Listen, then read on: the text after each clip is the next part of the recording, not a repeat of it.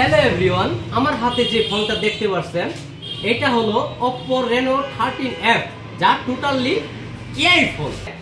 Oppo 13F live phone, যা আপনি নিজেই দেখে নিতে পারেন আমি কিভাবে পানিতে রাখছি ফোনটা। এই যে দেখছেন, আমি তুলে ফোনটা আবার কাজ করে দেখাচ্ছি, কোনো সমস্যা হচ্ছে না।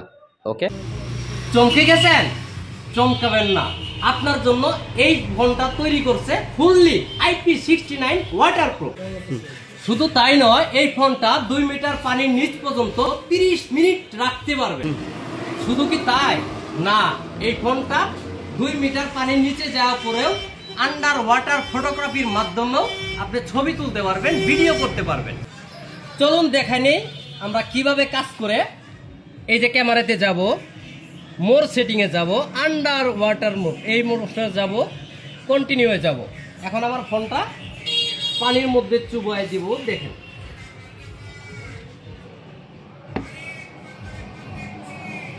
এখানে আমি চাইলেও ছবি তুলতে পারবো।